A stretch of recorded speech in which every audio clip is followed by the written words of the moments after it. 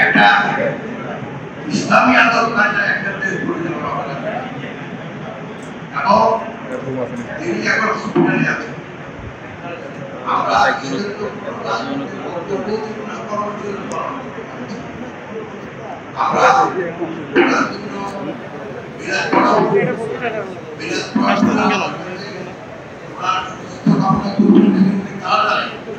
সুস্থ হয়ে আমাদের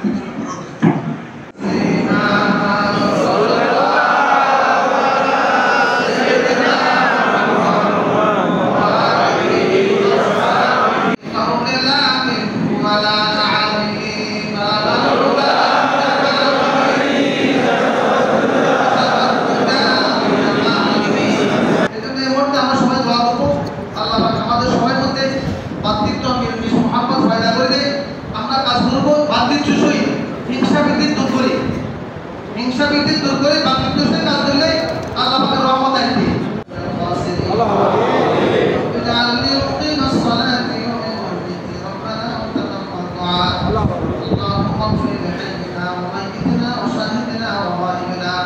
সবাইকে সুস্থতা দান করে শারীরিকভাবে মানসিকভাবে আল্লাহ সবাইকে সুস্থতা দান করে আল্লাহ সবাই মধ্যে মহাব্বত পয়দা করে দেয় আল্লাহ সবাইকে ঈমান আমল সুস্থতা দান করে